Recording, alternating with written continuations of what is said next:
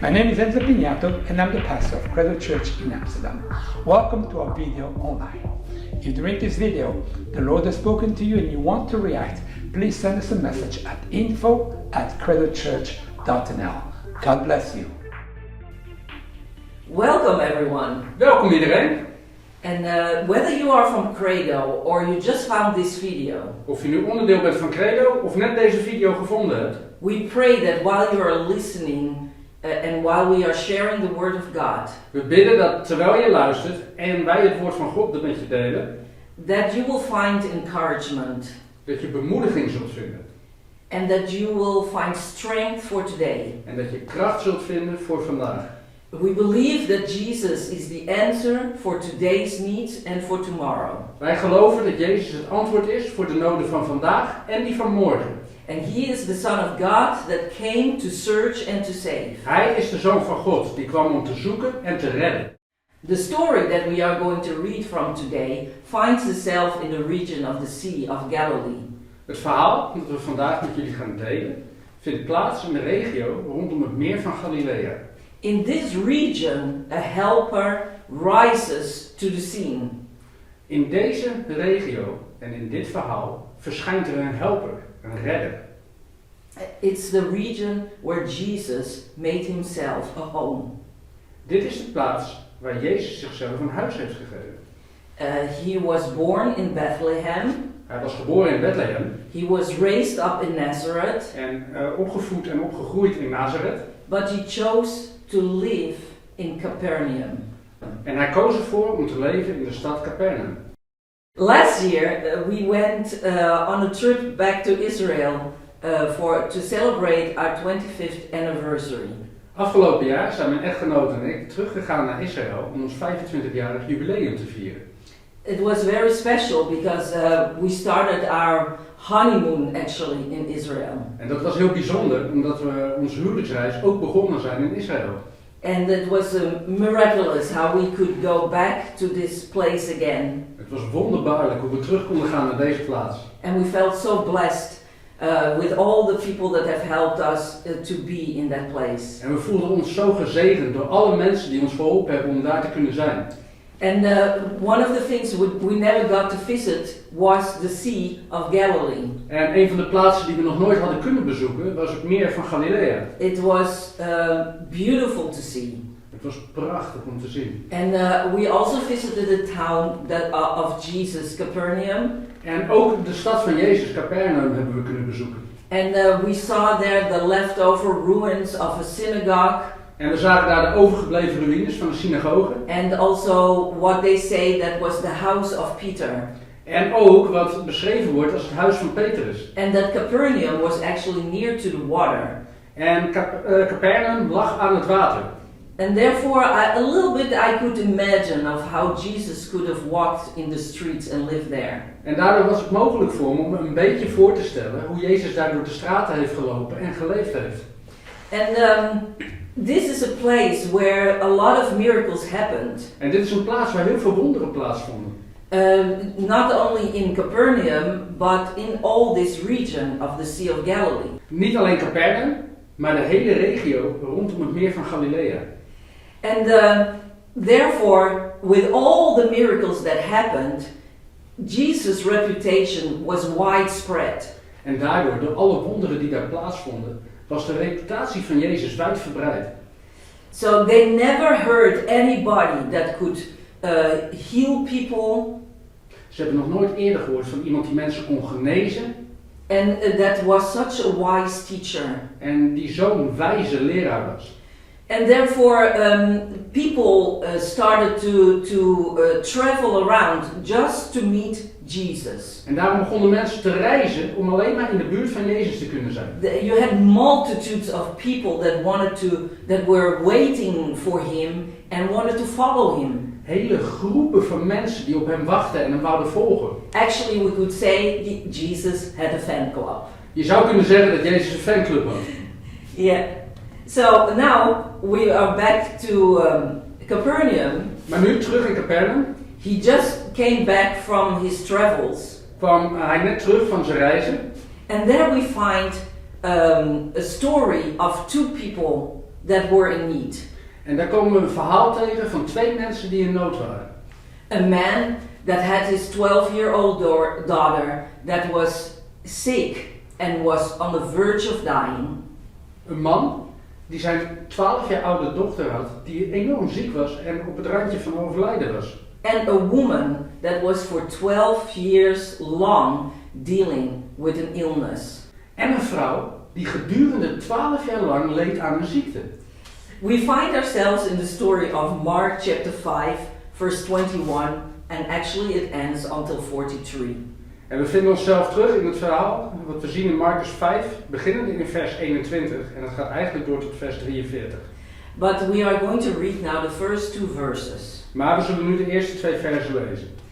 Jesus got into the boat again and went back to the other side of the lake, where the large crowd gathered around him on the shore. Toen Jezus weer met de boot naar de overkant was gevaren, kwam er opnieuw een hele grote groep mensen naar hem toe. En hij bleef bij het meer. And actually what I wanted to, I was stopping here because he came back from his travel and he landed to the shores, actually near to Capernaum. En hier wil ik even duidelijk maken dat hij terugkwam van zijn reizen toen hij daar bij de kust belandde. Then a leader of the local synagogue, whose name was Jairus, arrived. When he saw Jesus, he fell at his feet, pleading fervently with him. My little daughter is dying, he said. Please come and lay your hands on her, heal her, so that she can live.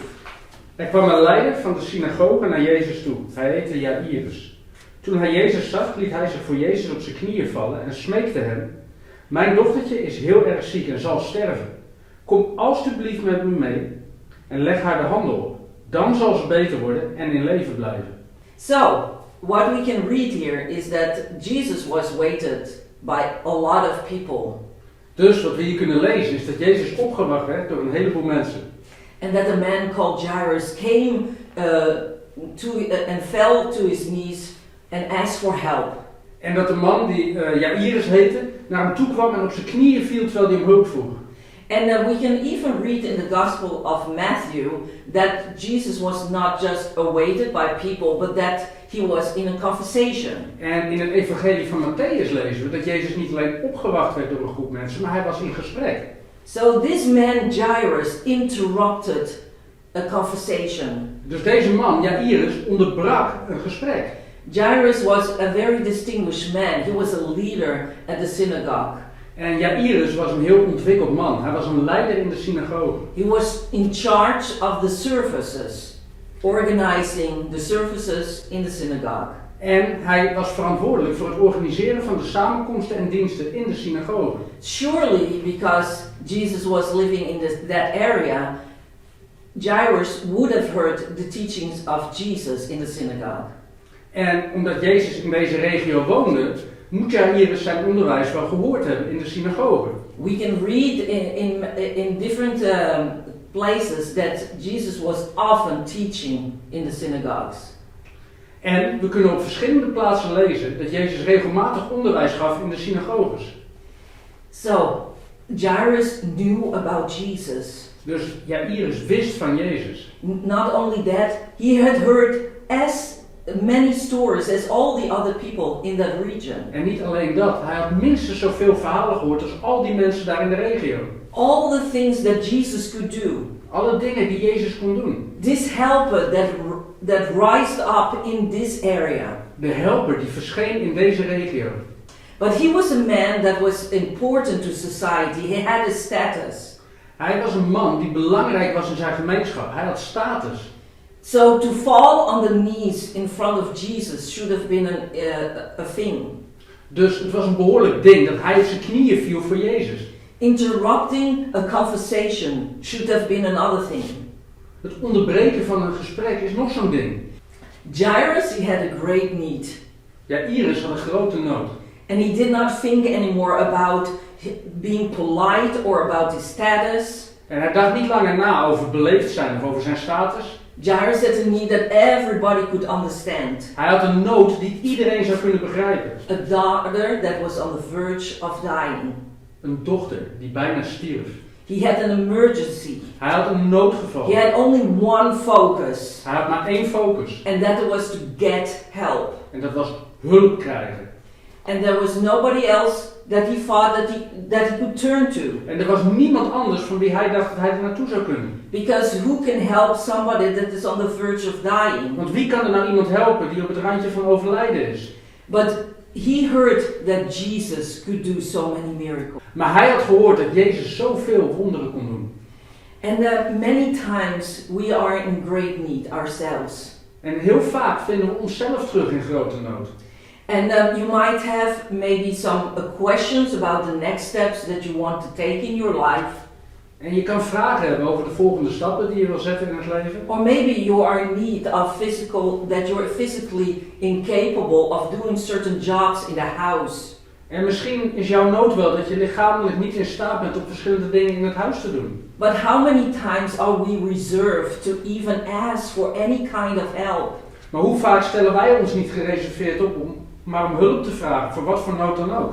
Somebody said this: one of the biggest defects in life is the inability to ask for help. Iemand heeft dit gezegd. Een van de grootste gebreken in het leven is het onvermogen om hulp te vragen. We all have different dilemmas created for ourselves.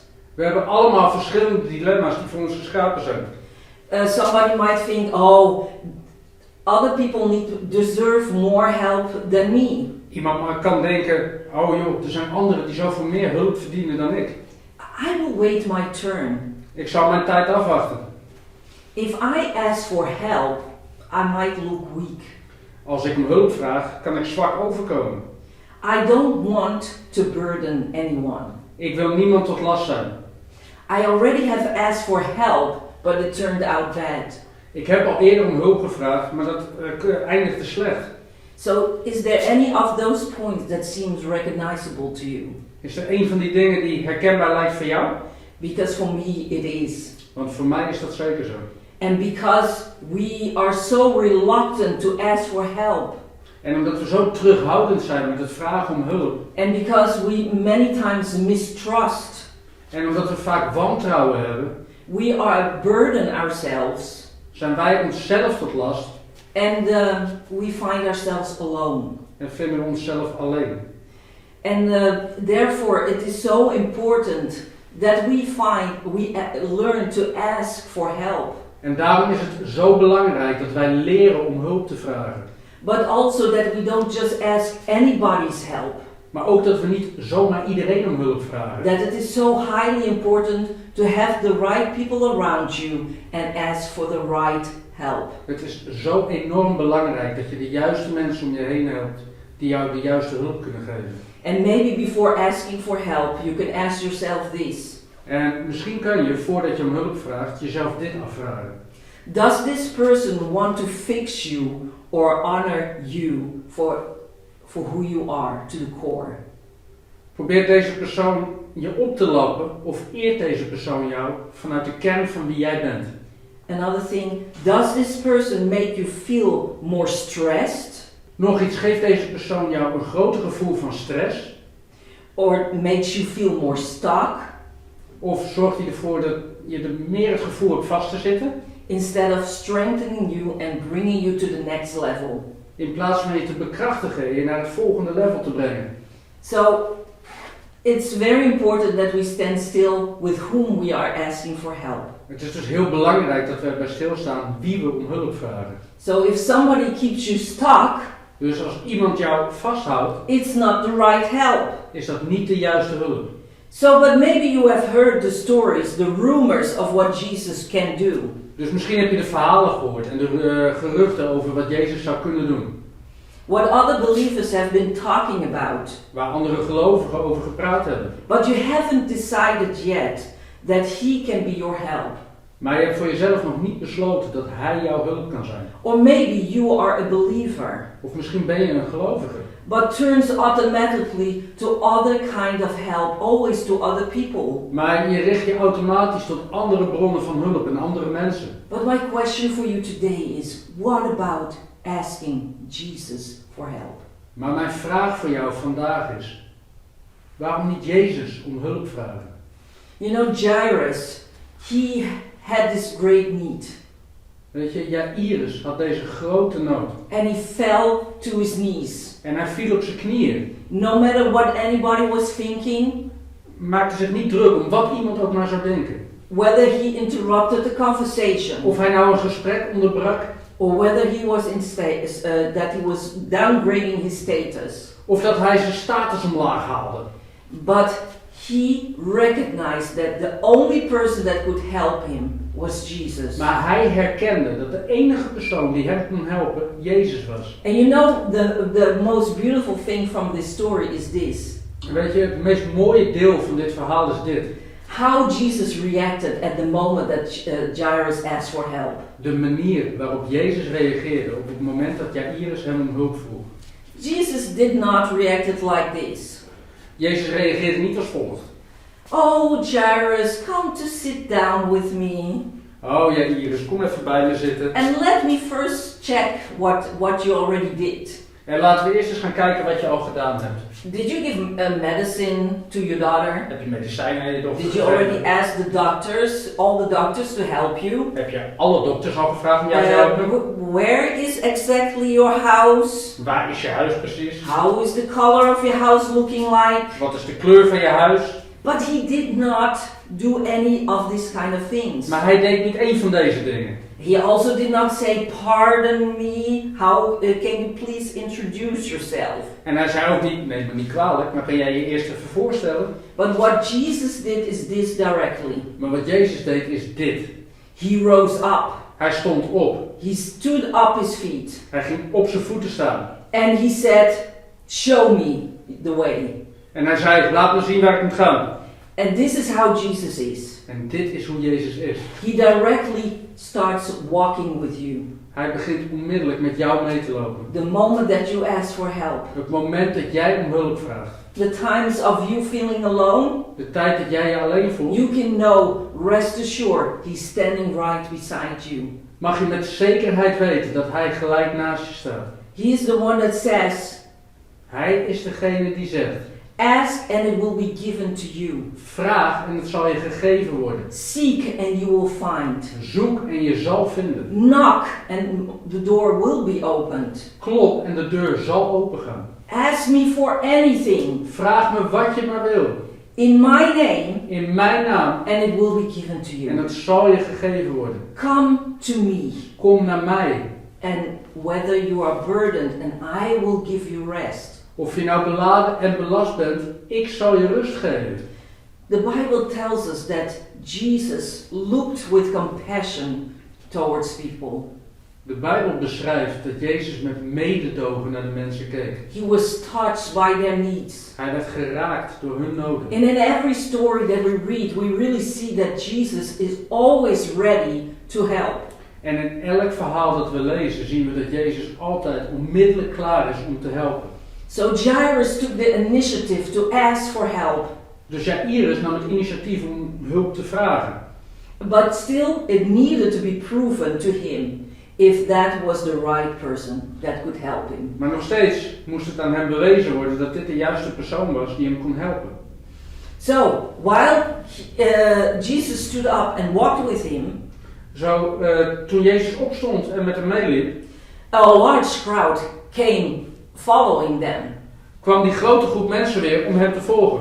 And if I was Jairus, En als ik Jairus was geweest, I'm of course a mother with children. ik ben uiteraard een moeder met kinderen. So what my mind would be thinking as a parent is this. Wat er in mijn hoofd om zou gaan als een ouder is dit. Run, Jesus, run! Rennen Jezus, rennen! Can we walk faster, please? Kunnen we alsjeblieft doorlopen? Can we do it now? Kunnen we het nu doen? I mean, my daughters are on the verge of dying. Mijn dochter staat op het punt te overlijden. And with all these people around them, it should have been pushing and pulling and a lot of dilemmas actually to stop, to walk faster.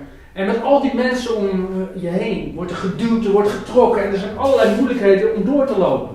And I don't know, but sometimes in different situations, in places where it is crowded.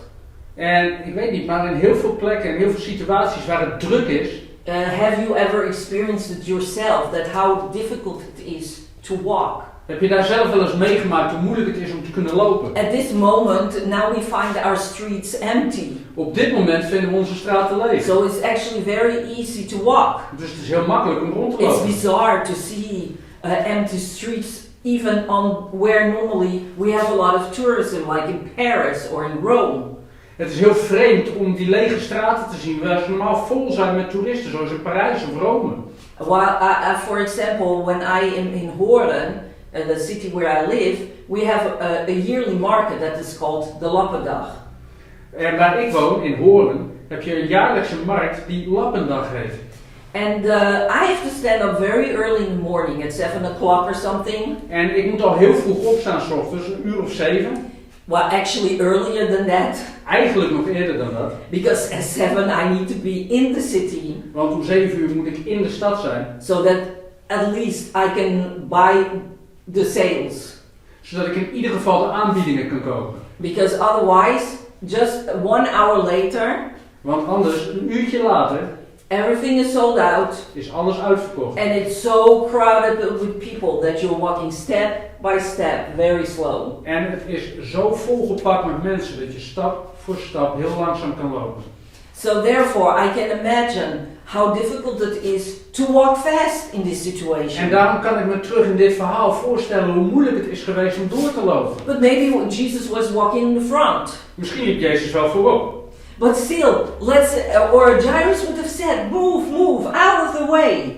Maar toch is het nog heel goed voor te stellen dat Jairus riep, aan de kant, maak plaats. But suddenly Jesus stopped. Hey Jesus, what are you doing? Maar opeens stond Jezus stil. Jezus, wat ben je aan het doen? Jairus, if he had a watch, he would have looked to his watch and see the time passing by. En als Jairus een horloge had gehad, had hij kunnen zien hoe de minuten voorbij trokken. Jesus out of the blue said, someone is touching me.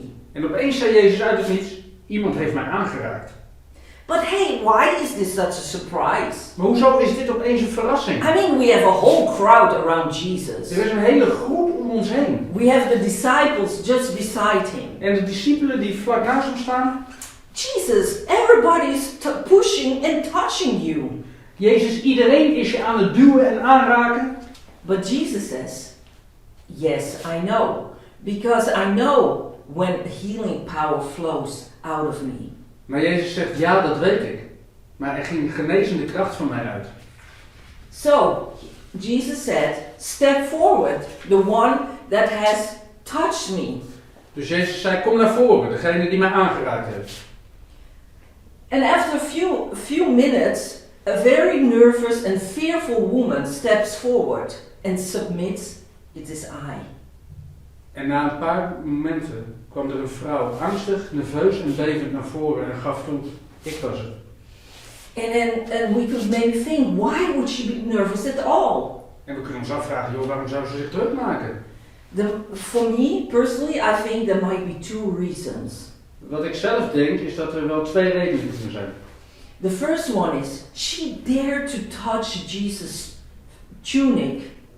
Het eerste is, ze heeft zich gewaagd om Jezus' tuniek aan te raken. And got healing without his actual permission. En werd genezen zonder zijn daadwerkelijke toestemming. It's crazy how our minds can think sometimes. Het is vreemd hoe onze gedachten soms kunnen werken. That we might think like, I'm called out, therefore I'm in trouble. Dat we kunnen denken, joh, ik word naar voren geroepen, dus ik zal wel in de problemen zijn. I might have crossed a boundary. Ik kan een grens voorbij zijn gegaan. Maybe I did not deserve this kind of help. Misschien verdiende ik deze hulp wel niet. So her second reason why she would be nervous is this. De tweede reden waar ze nerveus over kon zijn is dit. It was her condition. Het was de aandoening die ze had. She was for 12 years long battling. Al 12 jaar was ze aan het worstelen. With the bloodlust. Met bloedverlies. And we all know as women that it is already very uncomfortable when you have your monthly period. En we weten als vrouw zijnde al dat het heel ongemakkelijk is om elke maand je periode te hebben. But if you have it for 12 years long, maar als je dit 12 jaar lang hebt, that is so not nice to be in that kind of situation. Dat is zo onprettig en ongemakkelijk om in die situatie te zijn. It's painful. Het is pijnlijk. You feel always fearful about maybe that it will go through your clothes. Je voelt je ongemakkelijk en angstig dat het misschien wel door je kleren heen gaat. That maybe many times you're just only closing yourself up in the bathroom because there is no other way. Waarschijnlijk sluit je jezelf met regelmaat op in de badkamer omdat er geen andere manier is. And I have myself battled just for a few months with that kind of unstoppable blood flow. En ik heb zelf een aantal maanden geworsteld met een continue bloedverlies. So I know that a little bit of what she could be dealing with. Dus ik snap een klein deel van waar zij mee moest omgaan. So that was a terrible situation. Het was een verschrikkelijke situatie. But not just that. Maar niet alleen dat. It was also that she was in the Bible times considered unclean. Maar het is ook zo dat in Bijbelse tijden ze als onrein werd beschouwd. Because in the book of Leviticus it says this. Want in het boek van Leviticus staat er dit. That a woman that is in her period. Dat een vrouw die ongesteld is. Could not touch.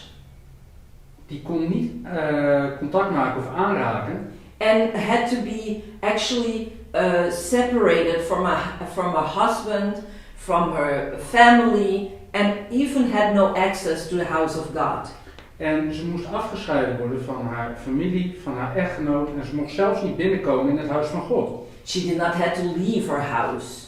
Ze hoefde haar huis niet uit. But she could not really have contact with her husband. Maar ze kon niet echt omgang hebben of contact hebben met haar echtgenoot.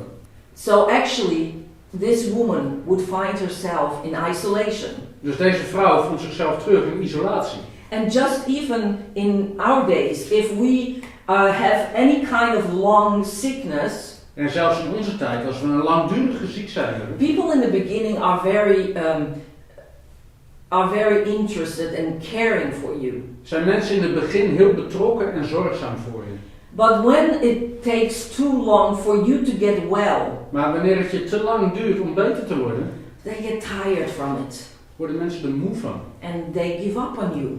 En ze geven zelfs op. And they leave you dealing it with yourself alone. En ze laten jou achter om er zelf maar mee te dealen. But this term of being unclean. Maar deze term, onrein zijn.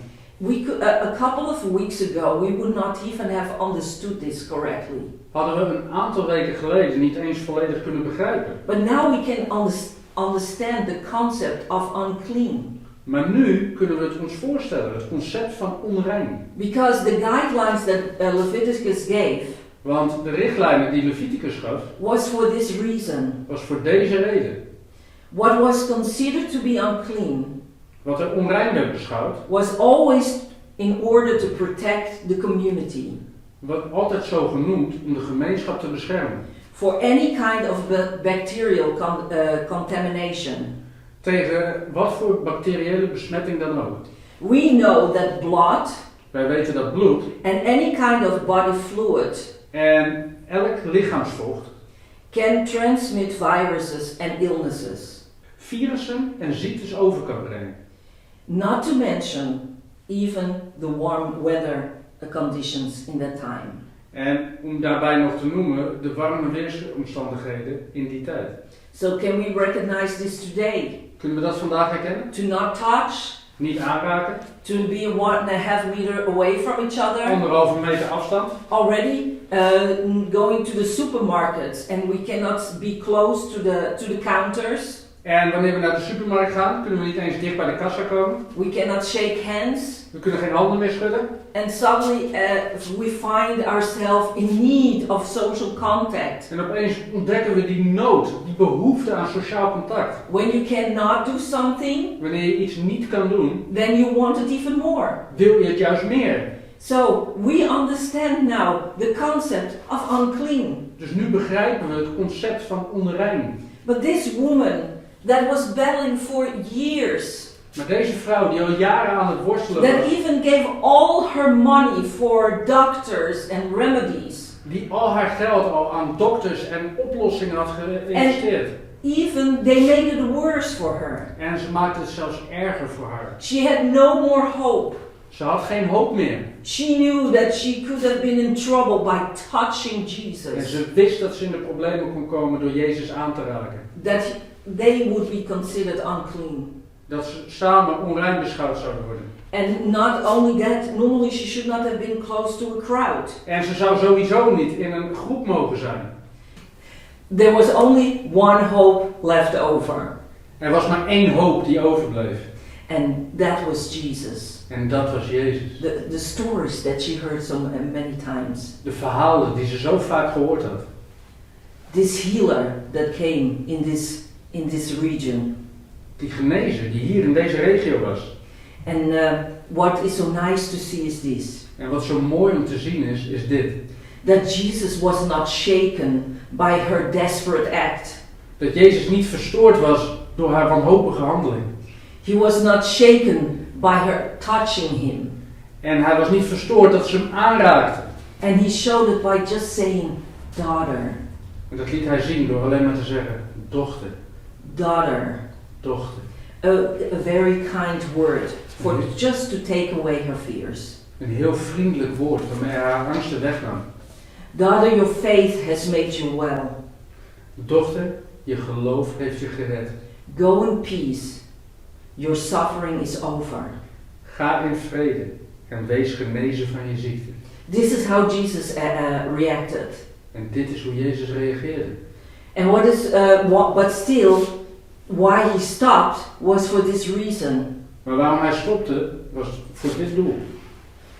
That she would never think that it was his tunic that healed her. Dat ze nooit het idee zou hebben dat het zijn mantel was die haar genezen had. That it was her hand that procured the blessing. Of dat het haar hand was die de zegen voort had gebracht. But it was him that healed her. Maar het was hij, hem die haar genezen had. And it was her faith that procured the blessing. En het was haar geloof dat de zegen bracht. And that everybody would see that she was healed. En zodat iedereen ook zou zien dat zij genezen was. That everybody would see and hear that it was Jesus that healed her. Zodat iedereen ook zou zien en horen dat het Jezus was die haar genezen And had. because that everybody would know that she was healed. En omdat iedereen zou weten dat ze genezen was. She was given back to the society. Werd ze teruggegeven aan die gemeenschap. So everybody knew she was clean again. Iedereen wist dat ze weer rein was. It's so encouraging to see that Jesus took the time to stand still in such an urgent moment. Het is zo bemoedigend om te zien dat Jezus de tijd nam om stil te staan op zo'n wanhopig moment. He took the time for a woman that was shunned from society. Hij nam de tijd voor een vrouw die uitgesloten was door de maatschappij. And he also took the time with a man that was in status of society. En hij nam tegelijkertijd tijd voor een man met status in de gemeenschap. He showed that whatever actually need you are in, En hij liet daarmee zien dat in welke nood je ook zit, whether it is big or small, of het groot is of klein, of bigger and bigger, of groter en groter, that you're equally important to him. dat je gelijkwaardig belangrijk bent voor hem. And that by her faith she could be healed. En door haar geloof kon ze genezen worden. Now she could go back home. Nu kon ze terug naar huis. She could talk with her family again. Kon ze weer met de familie praten. And she would never think it was her hand. En ze zou nooit denken dat het door haar hand was gekomen. And she could never think that it was his tunic. En ze zou zich ook nooit verwarren dat het zijn mantel was geweest. Therefore, many times we see that people make relics out of things. En we zien heel vaak dat mensen reliquieën uit dingen maken. Because they think there comes the healing from. Omdat ze denken dat daar de genezing vandaan komt. But it was the healer Maar het was de genezer that healed her. die haar genezen heeft. So, but in that time that she was healed, Maar in de tijd dat zij genezen werd, you had people that were coming from the house of Jairus. kwamen er mensen uit het huis van Jairus. And they came to Jairus and said, En ze kwamen naar Jairus en zeiden: your daughter is dead. There is no use for troubling the master now. uw dochtertje is gestorven. U hoeft de meester niet meer te storen. No need to bring Jesus anymore to the house. Er is geen noodzaak meer om Jezus naar het huis te brengen. It's too late. Het is te laat. Who can still help her? She's dead. Wie kan haar nou nog helpen? Ze is dood. And I can imagine that all the hope of Jairus had sunken. En ik kan me voorstellen dat de grond onder Jairus' voeten vandaan zakte. I would be afraid, upset of being too late. En ik zou zo bang en wanhopig zijn dat ik te laat was. I mean, I had the solution just beside me. Ik heb de oplossing hier naast me staan. But I came too late. Maar ik was te laat. I would even be scared to return home and to see what was really how I would find my daughter. En ik zou zelfs bang zijn om naar huis te gaan en om te zien hoe ik mijn dochter aan zou treffen. But Jesus knew how Jairus was feeling. Maar Jezus wist hoe Jairus zich voelde. And Jesus said, En Jezus zei, don't be afraid. wees niet bang. Just have faith. Geloof alleen maar. Jesus asked Jairus to trust him. Jezus vroeg van Jairus om hem te vertrouwen. To not look to the circumstances. Om niet te kijken naar de omstandigheden. To not even look to what looks obvious in human terms too late. En om ook niet te kijken naar wat in vanzelfsprekende menselijke termen te laat is. To not listen even to the discouraging voices around him. En om zelfs niet te luisteren naar de ontmoedigende stemmen om hem heen. But to have faith in Jesus. Maar om geloof te hebben in Jezus. To absolutely trust him. Om hem volledig te vertrouwen. That Jesus is able. Dat Jezus in staat is. What seems impossible. Wat onmogelijk lijkt. Was possible for Jesus. Was mogelijk voor Jezus. But we could not see it directly. Maar we konden het niet direct zien. We have to take a step of faith. We moeten een stap in geloof zetten. So Jairus and Jesus, they still went to the house. Dus Jairus en Jezus gingen nog steeds naar het huis. And you already had the people that were weeping and mourning for the daughter. En er waren al mensen die aan het huilen en aan het rouwen waren voor de dochter. And it looked, and of course we could see that the daughter was dead. En natuurlijk kon je zien dat de dochter dood was. And Jesus says, en Jezus zegt, don't worry. Maak je geen zorgen. She is not dead. Ze is niet gestorven. She is sleeping. Ze slaapt. And again, all the people around them were saying, this is not possible. En opnieuw zeiden alle mensen om hem heen, dat is niet mogelijk. How many times we find ourselves that we have discouraging voices around us? Hoe vaak vinden we onszelf niet terug op een plek waar we alleen maar ontmoedigende stemmen om ons heen hebben? And that they are telling us to give up hope. Die ons vertellen om hoop op te geven. To not trust in this God. Om niet meer te geloven in die God. And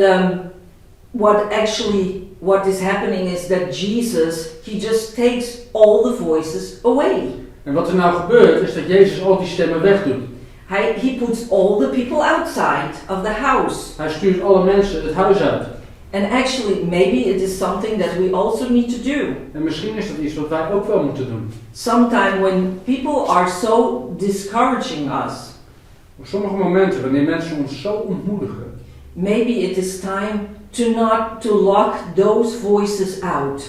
Is het misschien wel tijd om die stemmen uit te sluiten. And to only trust Jesus. En alleen maar te vertrouwen op Jezus. While your hope is sunken. Terwijl de grond onder je voeten vandaan zinkt. When all seems to go wrong. Terwijl alles mis lijkt te gaan. Believe him. Geloof dan in hem. Rise up in faith. Sta op in geloof. Trust him that he is able. Vertrouw dat hij in staat is. So he said, she is not dead. She is sleeping. Dus hij zei, ze is niet dood, ze slaapt.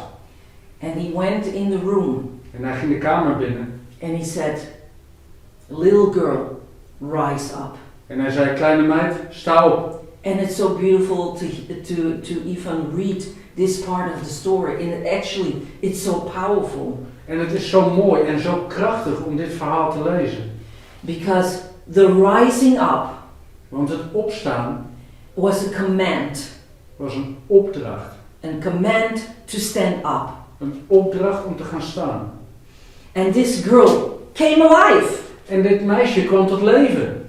And the proof that she was really healed En het bewijs dat ze daadwerkelijk genezen was, is that Jesus even asked to bring her food so that she could eat.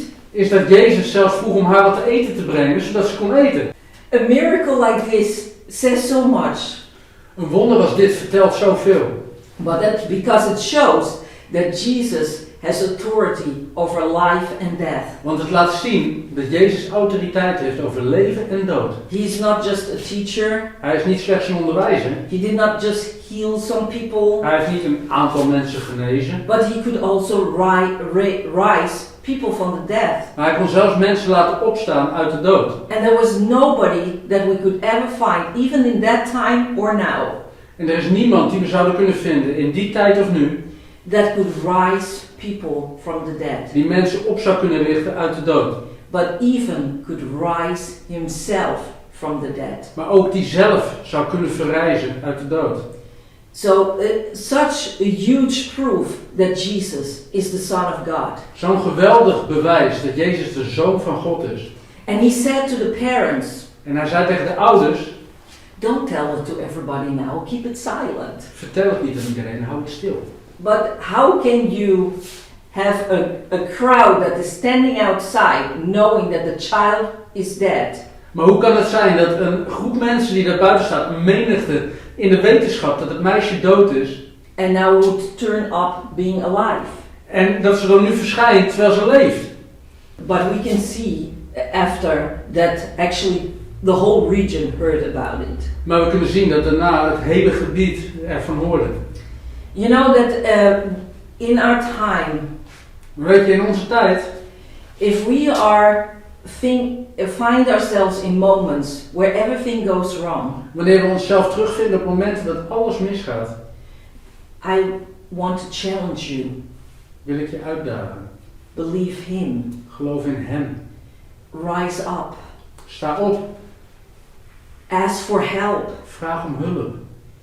Recognize that when you are in need of help, En herken dat wanneer jij hulp nodig hebt, that you can just run to Jesus. dat je gewoon naar Jezus toe kan rennen. And that while we are falling on our knees for Him, En terwijl we neervallen op onze knieën voor Hem, He will just say, rise up again. dat Hij tegen ons zal zeggen, sta op. And I will walk with you. En ik zal met je meegaan. How encouraging to see this. Hoe bemoedigend is het om dat te zien. And you also can know, En jij kan ook weten, however your need is, hoe jouw nood er ook uitziet. whether it's big or small, Of het klein is of groot, Jesus is standing ready for you. Jezus staat klaar voor jou. You know, Micah 7 verse 7 says this, In Micha 7 vers 7 staat er dit. but as for me, Maar als het om mij gaat, I will look to the Lord. zal ik me tot de Heer richten. I will wait for the God of my salvation. En ik zal wachten op de God van mijn redding. My God will hear me. Want mijn God zal mij horen.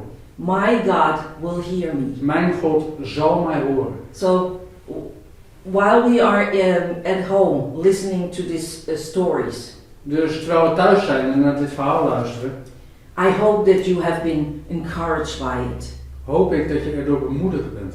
And that maybe you also could take a decision today En dat jij misschien ook wel vandaag een besluit kan nemen. to trust Him, Om Hem te vertrouwen. to look for the helper Om te zoeken naar die helper. that can only help you. Die als enige in staat is om jou te helpen. Let's pray together. Laten we samen bidden. Lord, we turn to you for help. Heer, we draaien ons naar u voor hulp. And we recognize that we do not have everything under control. En we erkennen dat we niet alles onder controle hebben. But we surrender ourselves to you. Maar we geven onszelf aan u over. And Lord, in whatever situations we find ourselves, En in wat voor situaties we onszelf ook terugvinden, Heer. maybe we will find ourselves alone. Misschien zijn we wel alleen. Maybe we are thinking at this moment and doubting ourselves. En misschien wanneer we nadenken, zitten we vol van twijfel over onszelf. And we think we might not have the right for any kind of help. En misschien denken we wel dat we geen recht hebben op wat voor hulp dan ook. Because other people need it more urgently. Omdat andere mensen het met grotere spoed nodig hebben. But Lord, thank you so much. Heer, dank u wel. That you find everyone important. Dat u een ieder belangrijk vindt.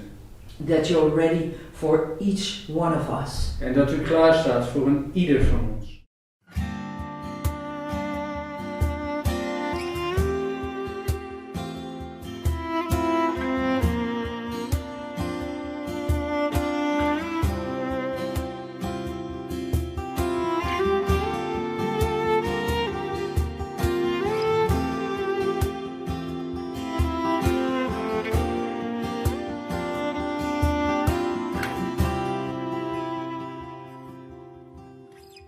U roept mijn naam en ik voel uw liefde, Heer. De afstand die er was, is er niet meer.